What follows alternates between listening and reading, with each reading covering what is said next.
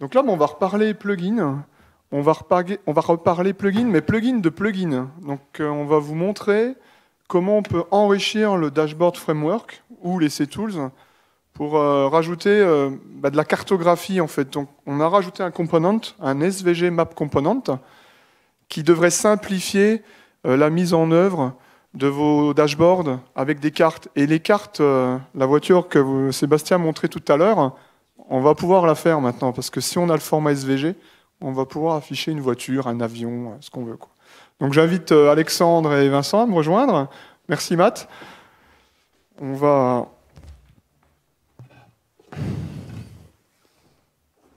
Donc là, ce sera de la démonstration, hein, sur des cas concrets, des exemples qu'on a fait. Donc, on l'a dit ce matin, ça c'est un plugin qui va être reversé à la communauté, qui est cofinancé par le ministère de l'Intérieur, donc le SGAMI Est.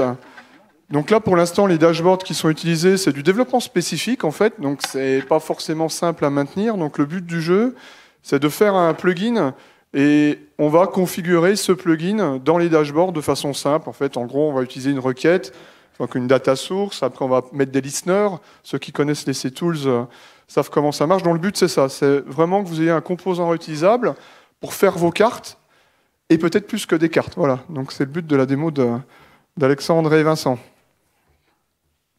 Donc il ne va pas y avoir beaucoup de présentations slides. Ça va être essentiellement de la démonstration, quoi. Messieurs.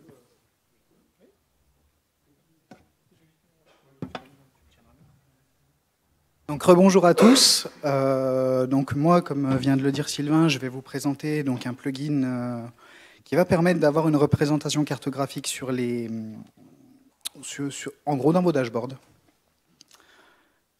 Donc en introduction, je vais surtout vous dire d'où nous est venue cette idée de développer un composant spécifique.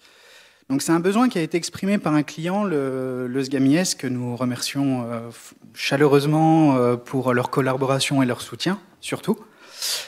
Le problème, c'était que dans leur dashboard, ils avaient besoin de pouvoir afficher des données, mais en rapport avec des entités, notamment des divisions administratives.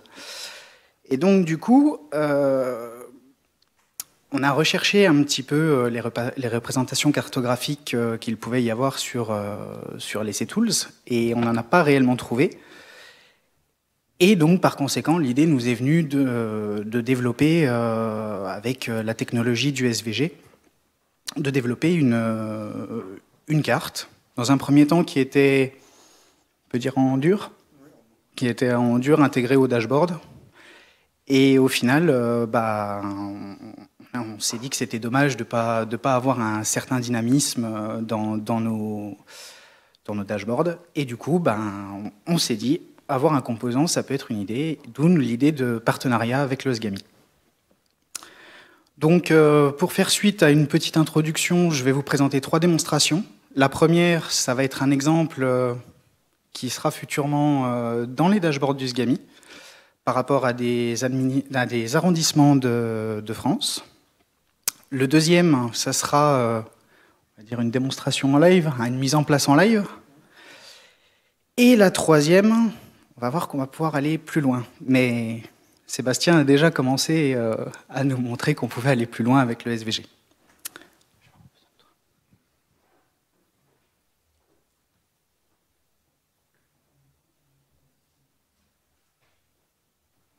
Ça devrait être bon. Donc là, pour peut-être ceux qui ne connaissent pas tous bien Pentao, on arrive dans le composant de Dashboard Framework, qui s'appelle les CTools. Donc c'est un dashboard, un framework web qui va permettre de construire des layouts. Donc on a vu ceux de Sébastien, on a vu les nôtres ce matin, ceux de nos clients. Donc voilà, le dashboard va nous permettre d'implémenter ce type d'objet avec ce composant.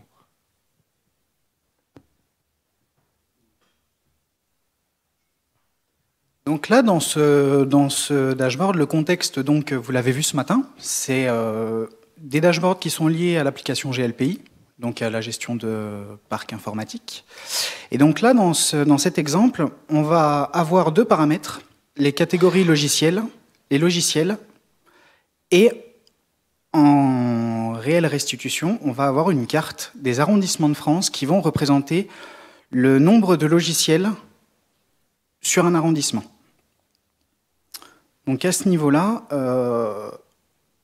le plugin donne ce genre de choses-là, et si on passe dessus, voilà, vous avez par exemple, là ça va être Vesoul, vous avez l'arrondissement impacté, le code de l'arrondissement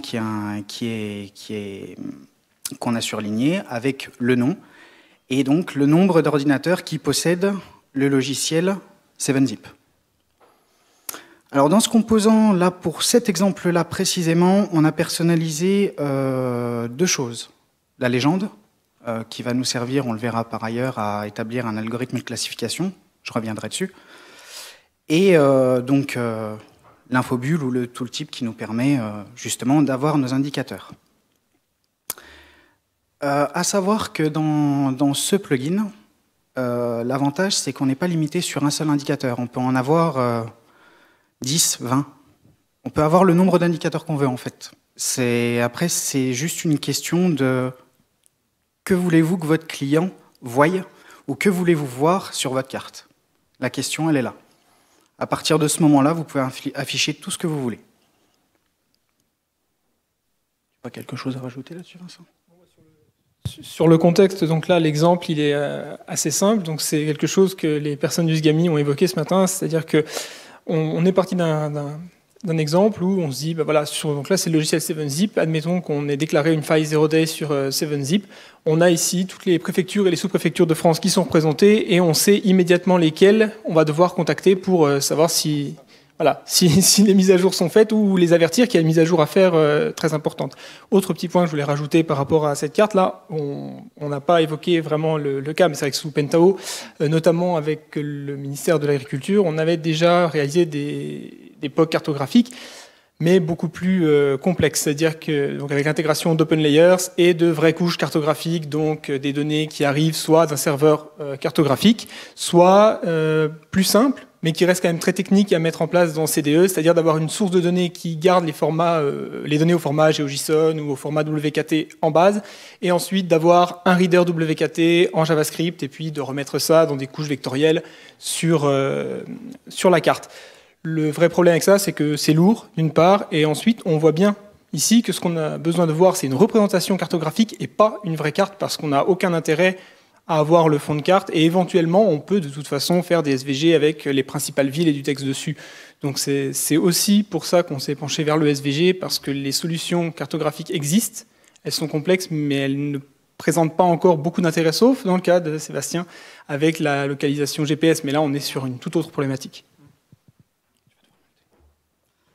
Donc maintenant, après vous avoir présenté, on va dire, un rendu du composant tel qu'il a été fait, donc maintenant, je vais vous montrer comment on va l'intégrer dans nos dashboards. Et on va dire du début de la chaîne jusqu'au bout, c'est-à-dire préparer le rendu, ajouter nos requêtes SQL qui vont bien pour afficher les données et qui vont nous servir à la colorisation de la carte. Et après, comment on manipule notre SVG Map Component. Donc dans un premier temps, on va préparer notre rendu. Donc ici, le but, ça va être d'avoir une comparaison entre les ménages sans enfants et avec enfants dans un département particulier. Et pour ce faire, donc on va avoir deux colonnes donc, qui vont nous faciliter le côté responsive design, donc possibilité de l'avoir sur n'importe quelle plateforme. Donc ici, il y a deux colonnes avec dedans deux simples titres. Voilà, comme on a pu le voir, bon, c'est un titre tout ce qu'il y a de plus banal, une balise HTML tout ce qu'il y a de plus banal. Et du coup, on va ajouter deux lignes que je vais nommer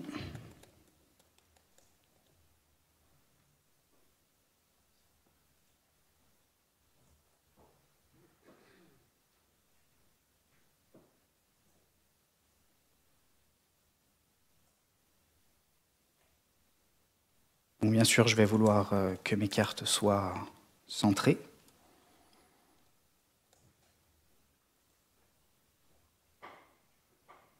On va aller préparer dans ce volet-là nos sources de données qui vont nous servir justement à la colorisation de la carte. Donc moi, c'est des requêtes SQL basiques et basées sur un JNDI.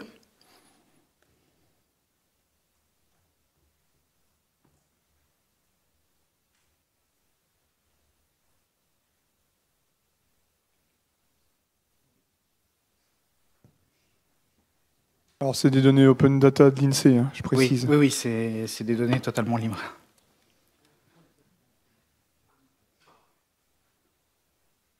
Vous épargne la saisie de la requête. Hein. Oui.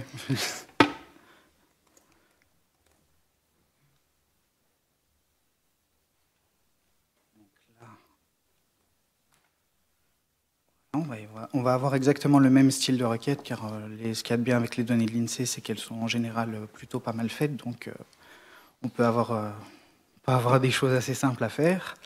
Et maintenant, on va passer dans le second volet. Donc, je vais peut-être revenir sur les 3 volets de développement des dashboards. Donc, le premier, on va dire que c'est la préparation du rendu. À peu près comment vous allez organiser votre page, en fait. Comment vous allez organiser votre dashboard. Le deuxième volet, c'est là où vous allez ajouter tous vos composants dans votre rendu. Donc, on va retrouver notamment les composants des 3JS, tous les sélecteurs qui vont nous permettre de créer des filtres, et des paramètres, des tables, des widgets aussi, pas mal d'objets. Et on va pouvoir les interfacer avec notre rendu qu'on aura au préalable fait. Et le troisième volet, c'est là où on va retrouver toutes nos data sources. Donc, il y en a de plusieurs styles. La plupart du temps, je sais que nous, on utilise essentiellement des data sources de type SQL et des data sources de type Kettle. Donc, on s'est limité à ça. Et du MDX qu'on a commencé à avoir aussi. Et donc, dans ce volet-là, donc, on va retrouver dans la partie custom. Punaise.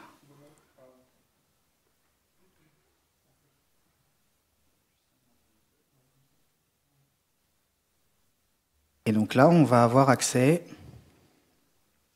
à notre SVG Map Component qu'on va venir ajouter là. Donc sur ce composant-là, on retrouve des propriétés basiques qui sont communs à tous les types de composants qu'on peut trouver, notamment le nom.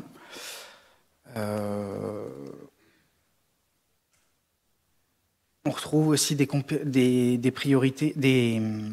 propriétés que nous avons nous-mêmes implémentées parce que ça n'existait pas forcément. Et là, ça va être là, surtout cette propriété-là, qui va nous permettre d'aller chercher de 3 manières différentes notre SVG, en fait, ce qui va servir à la représentation cartographique. Donc le mode local, c'est on a notre SVG sur notre machine et on veut l'importer sur le serveur BI. Donc on peut très bien, ce que je vais faire ici.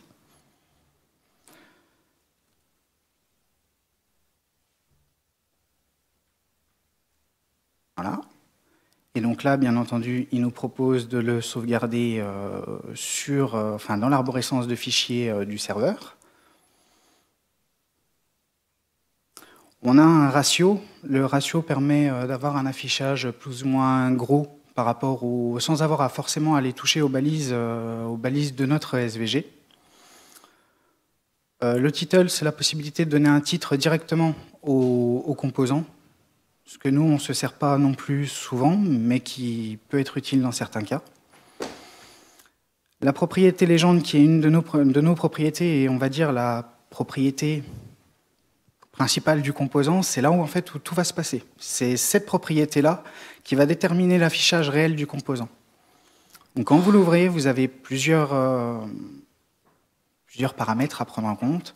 Le value type, c'est le type de retour. On n'est pas obligé d'afficher un indicateur, on va dire, en numérique. On peut avoir tout ce qu'on veut. Ça ne gêne pas. La statistical method, parce que c'est ce dont je vous ai parlé avant, c'est l'algorithme de classification. C'est quel algorithme on va utiliser pour classifier nos valeurs de retour. Donc ici, dans cet exemple-là, nous, on en a déjà pré-implémenté. On en a pré-implémenté 8. Et on a laissé la possibilité à l'utilisateur de définir lui-même comment il va faire. Donc moi, là, pour l'exemple, je vais vous prendre l'algorithme des K moyennes, qui est un algorithme très connu dans le monde de la carto. Les color thèmes, les thèmes de couleurs prédéfinis ou non. Donc là, soit on peut être en mode manuel, donc c'est laisser la possibilité à l'utilisateur de faire ce qu'il a envie, de mettre les couleurs qu'il a envie. Soit on peut utiliser des thèmes préétablis par nous. Donc un thème jaune-rouge, vert, jaune et violet, ou alors en niveau de gris. Donc là, pour que ce soit explicite, je vais vous montrer du vert, ce sera bien. La possibilité d'autolabel, c'est de laisser le composant gérer lui-même ses propres labels. Ce que je vais faire aussi. Et l'inverse, c'est inverser les couleurs. C'est-à-dire que, dans une certaine logique, on peut se dire, la couleur la plus froide que je vais utiliser, donc qui se rapprochera plus d'une couleur blanchâtre, on va dire, va être mes valeurs les plus basses. Par contre, à l'inverse, les valeurs qui vont être chaudes, donc c'est-à-dire d'aller dans des couleurs qui sont beaucoup plus flashy, vont être mes valeurs où j'ai le plus grand nombre, le maximum qui va être utilisé. On a la possibilité de faire soit l'un, soit l'autre. Du coup, on va mettre 5 classes. Donc là, notre SVG Map Component va se coloriser selon 5 classes que l'on aura définies, mais que le système va lui-même calculer sans qu'on lui ait rien demandé. Donc déjà, il y en aura un premier. Il n'y a pas forcément de paramètres. Voilà. Donc là, on va ajouter notre source de données derrière et dire surtout dans quelle ligne on va aller ajouter notre SVG Map Component. Ça reste très banal, très classique. Et pour vous montrer qu'on peut facilement avoir un rendu rapide, je vais faire un copier-coller de ce qu'on a déjà.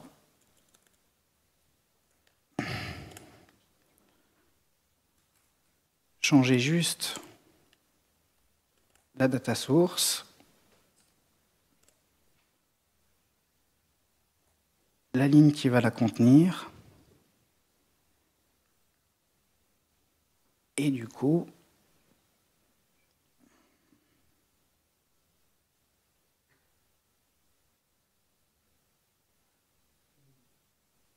effet des mots.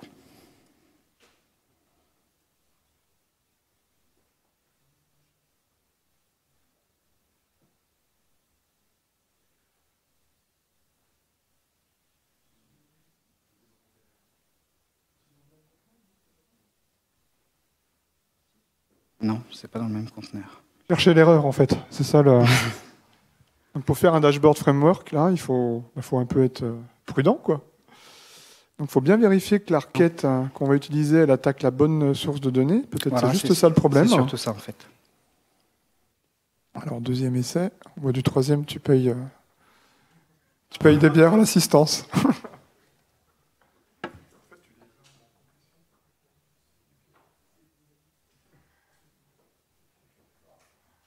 On va essayer de l'INSEE, mais... Marche. Voilà. Merci. Au moins, vous voyez que c'est pas truqué, là. Voilà, c'est vraiment fait en live. J'ai rien truqué du tout sur le coup.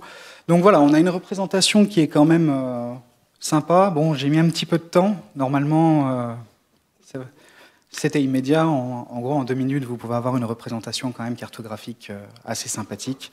Et par défaut, vous avez un tooltip et je pourrais vous montrer en live voilà, qu'on n'est pas forcé d'afficher qu'un seul. On va le faire. Allez. Donc dans votre data source, en fait, c'est bien, vous avez eu le pourcentage. Moi, je vais juste vouloir avoir en fait le nombre derrière.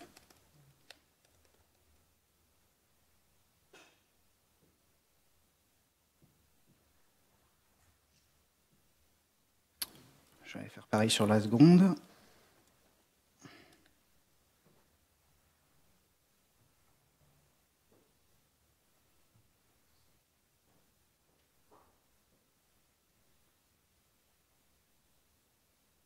Et là, vous allez voir apparaître, voilà, vous avez le pourcentage, et en dessous, vous avez le nombre. Donc sans rien réellement toucher, on se retrouve à avoir le nombre d'indicateurs qu'on veut, et le nombre n'a strictement aucune importance.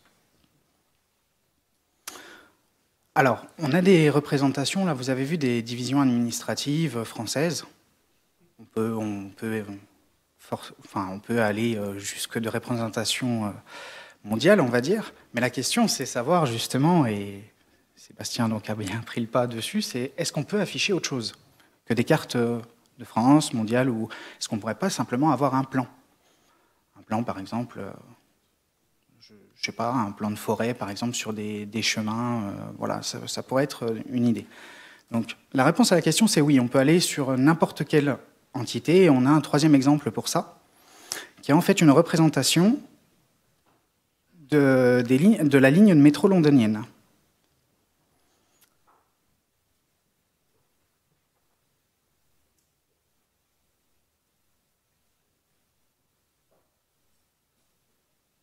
Voilà.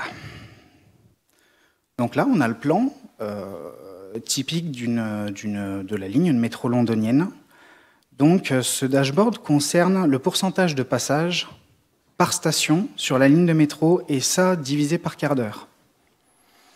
Donc il y a une propriété du SVG Map Component que j'ai volontairement omis de vous parler pour le moment. C'est là où on peut avoir un diagramme, en gros, avoir quelque chose qui n'interagit pas, qui nous restitue simplement de la donnée. Mais là où on a cherché à travailler aussi, c'est se dire, ce qui serait bien, c'est d'arriver à cliquer sur une là pour le coup, sur une station, ça serait bien de pouvoir cliquer et puis d'avoir, par exemple, une évolution. Donc ça, on va avoir un graphique en dessous qui, pour le moment, n'est pas initialisé. Par contre, en venant cliquer sur une station, il arrive à mettre à jour d'autres graphiques. Donc, il n'a pas qu'un rôle de représentation en elle-même. Il a un rôle aussi d'interaction avec tout le dashboard. Donc, pour réellement conclure sur... Du coup, ça nous permettrait notamment de cliquer directement sur les roues du camion si c'est les roues qui nous posent problème. Là. Voilà. Du coup, là, je vais rebondir aussi, parce que j'ai entendu Sébastien tout à l'heure nous parler de Kettle, le fait que Kettle, tout le monde peut le faire, on n'a pas besoin de coder. C'est vrai que là, ça représente bien ce cas de figure, parce qu'on est parti quand même d'un exemple où on avait donc déjà réalisé, vous l'avez vu ce matin pour l'exemple de Lidl, des cartes au format SVG sur lesquelles il y avait de la représentation et même du clic. C'est quelque chose qui est assez complexe à la base, puisqu'on ajoute notre SVG, il faut déjà l'avoir constitué. Bon, après ça, on va sur Wikipédia, il y en a énormément, et c'est très pratique d'ailleurs.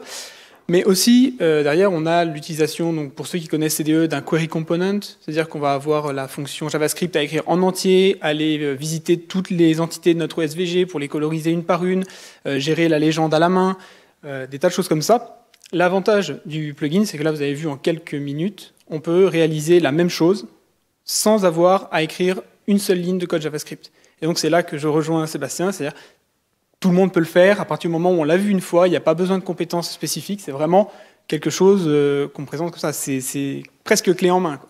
Et avec le gros avantage d'avoir du SVG qui permet non seulement de faire de la carte, mais aussi des représentations comme la ligne de métro, donc là, la ligne Circle du métro londonien, mais aussi, pourquoi pas, éventuellement, par exemple, dans le cas des radiofréquences, ce matin, on avait la bande complète qui était représentée. Pourquoi pas, pour une station précise, je veux voir le détail, j'ai un indicateur qui se met sur ma frise SVG des fréquences, par exemple. On pourrait imaginer des tas d'exemples comme ça. On n'est pas limité, enfin, on est uniquement limité par notre imagination et la capacité à produire un SVG éventuellement s'il n'est pas déjà disponible. Bon, ben... Répéter un peu ce qu'a dit Vincent, mais voilà, en conclusion, on a quand même affaire à un composant qui est assez modulable. On peut en faire grosso modo ce qu'on veut. Effectivement, en un minimum de temps, on peut avoir une représentation quand même vachement sympathique de nos indicateurs. Alors par contre, sur les conditions de mise en place, pas l'installation en elle-même sur le serveur, mais on va dire le lien entre vos sources de données et les SVG que vous allez avoir, il faut bien prendre en compte que sur une entité, que ce soit un rond, un rectangle, donc ce qui est utilisé dans les SVG, il faut toujours faire une correspondance stricte entre l'identifiant présent dans le SVG et l'identifiant de votre requête. Après, à partir de là, normalement, ça paraît logique d'associer un élément géométrique qu'à un identifiant, un élément qu'a le même identifiant dans votre base de données. Bon, là, il n'y a rien de nouveau sous le soleil. C'est ce qui se fait sur tous les autres composants CDE d'ailleurs. Là, c'est le cas aussi quand on crée une requête SQL pour un bar chart tout bête dans CDE. De toute façon, c'est les 2 premières colonnes qui sont prises en compte pour la construction du bar chart. C'est exactement le même fonctionnement et toutes les colonnes supplémentaires, comme Alexandre l'a montré, sont rajoutées par défaut dans le tooltip, mais on a vraiment tenu à reproduire le comportement et la forme des composants déjà existants. Donc, notamment, le click, c'est la fonction JavaScript click action qui se modifie et se personnalise exactement comme les autres composants. Et idem pour les autres propriétés. Après, on ne vous a pas montré, mais sachez quand même que là, on a défini la légende, les classes en fait côté design. Il y aura la possibilité pour l'utilisateur métier de les changer lui-même à la volée dans l'interface si la représentation qui lui est faite ne convient pas. Notamment et aussi, alors peut-être, mais c'est déjà prévu, c'est aussi pour les cas, parce que là on est sur des cas où on sait ce qu'on veut représenter, mais potentiellement si on reste sur une représentation des départements de France, on peut imaginer qu'on va proposer à l'utilisateur, notamment dans le cadre de l'ADUS par exemple, des indicateurs qui n'ont rien à voir entre eux, le nombre de voitures par famille, enfin par foyer, et le chômage, ça peut être corrélé quand même, mais voilà. On a donc prévu un mode qui est un peu moins joli, on va dire, à l'affichage, mais qui permet de proposer à l'utilisateur final, à celui qui va visualiser, tout un tas d'options, notamment changer la source de données. Donc on définit nos sources de données en back-end, mais on lui permet d'afficher l'indicateur qu'il souhaite et de changer aussi du coup les légendes. De personnaliser entièrement les légendes en direct et de changer surtout d'algorithme de classification, parce que selon l'algorithme de classification que vous utilisez, le nombre de classes, les valeurs peuvent être totalement différentes et les représentations du coup très différentes. Voilà, donc les premiers bénéficiaires de ce plugin, ce sera Nicolas et Damien, puisqu'on est en train de, je pense que c'est quasi fait en fait, là on a basculé du mode développement spécifique au mode on utilise le plugin dans Pentao. Et la deuxième étape, ce sera de reverser ce plugin à la communauté Pentao. A priori, c'est assez simple, il y a juste quelques petites lignes de code à modifier dans les CTools, donc on va faire un push sur Git sur le projet CTools, c'est pour ajouter je ne sais plus trop quoi. Pour parler un peu plus technique, là, c'est juste parce que dans les fichiers qu'on pouvait envoyer directement sur le serveur sans avoir besoin de modifier les fichiers de configuration, le SVG n'était pas pris en compte. Mais voilà. C'est juste un détail. Ce qui fait que ça va devenir un composant de la plateforme qu'on va pouvoir faire évoluer, maintenir, enrichir. Voilà, merci monsieur, merci beaucoup.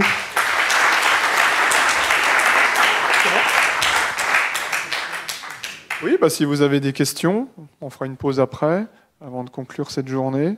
Voilà, c'est assez technique, mais je pense que certains d'entre vous ont vu peut-être certaines possibilités d'implémentation. C'est pas toujours simple de mettre des cartes dans des outils tels que Pentao, des représentations spatiales ou Carto. Oui ? J'aurais une question.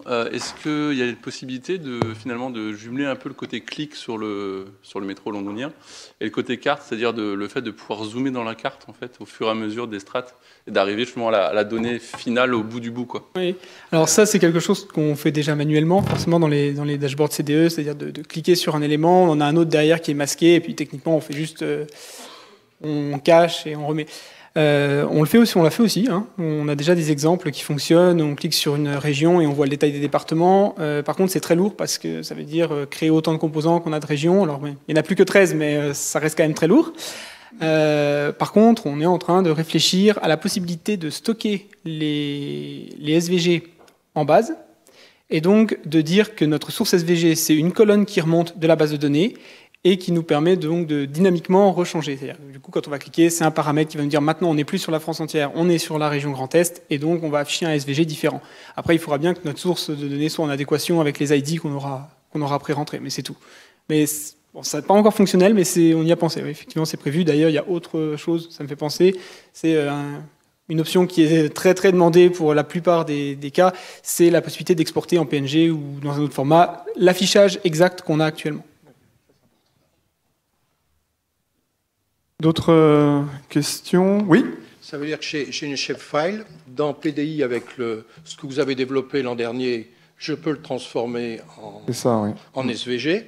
J'ai ma data source et je fais le lien dans ce que vous avez montré. Voilà, donc vous avez fait, le Père Noël est passé 2 fois, une fois l'an dernier. Donc pour l'instant, la brique de génération SVG est encore pas dans les plugins GIS, mais Cédric Darbon m'a confirmé qu'il allait nous la rajouter bien gentiment. Donc dès qu'il va remettre à jour tout ça en version 5 et 6, on aura cette brique de génération SVG qui pourra prendre en entrée des données d'un shapefile, une base Oracle, ce que vous voulez, qui va générer le SVG. Ce SVG, vous l'importez dans le serveur. Et puis, voilà, vous avez juste à configurer le CDE. Et potentiellement, si on arrive à mettre en place l'option dont on parlait juste avant, d'avoir une source SVG, ça veut dire que là, on met la source de données Kettle et on sort directement du plugin. Et voilà, là, on saute une étape. Voilà. On n'a même plus besoin de générer les SVG. Exact. Ouais, encore une fois, Vincent. Si on a le plugin qui vient dans Kettle qui fonctionne et la source de données qui fournit le code SVG, on n'a plus qu'à dire que notre source de données, c'est une transformation Kettle, et voilà, on a notre... Il n'y a plus de génération SVG. On n'a plus qu'une seule source de données où tout vient dedans, la représentation, les données, et potentiellement en temps réel. Voilà. Oui. Dernière question, ouais. Oui, pour la source de données SVG, vous avez parlé de 3 possibilités. L'une d'entre elles était l'upload sur le serveur local. Ce qui m'intéresse, c'est les 2 autres. Merci. Oui, il y en a. Donc la première, comme vous avez pu le voir. La seconde, c'est on a directement nos SVG dans l'arborescence de fichiers Pentao. Donc en gros, on va la chercher. Voilà, elle est pré-importée, donc du coup, on peut aller la changer assez aisément. Et la troisième, ça peut-être, ça serait bien qu'en fait, je vous montre un petit peu. Merci Vincent. Là, par exemple, sur les exemples que je vous ai montrés, donc j'avais...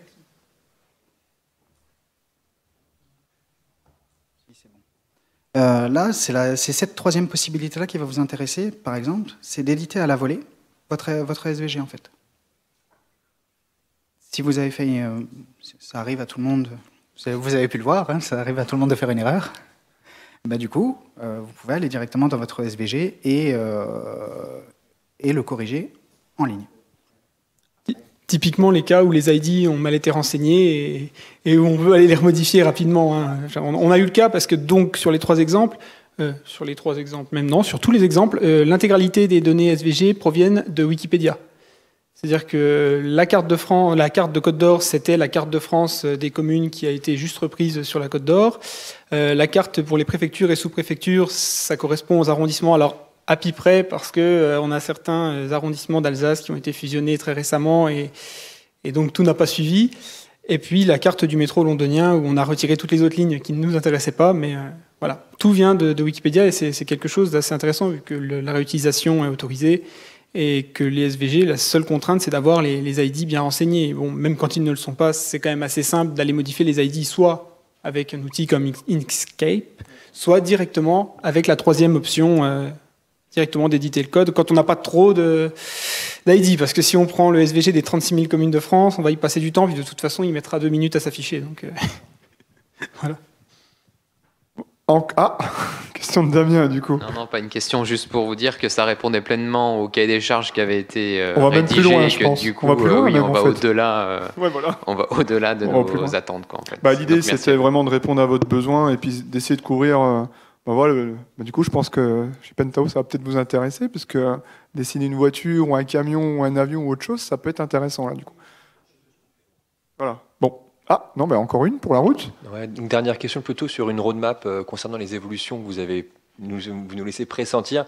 C'est vraiment un besoin fort, en fait, que l'on pourrait avoir, parce que des référentiels géographiques, on en a beaucoup, qui sont bien au-delà des référentiels administratifs qui sont très classiques. Il y aurait vraiment un besoin de pouvoir auto-générer dynamiquement des SVG en fait, à partir d'une requête. Donc j'imagine une transfo Kettle, etc.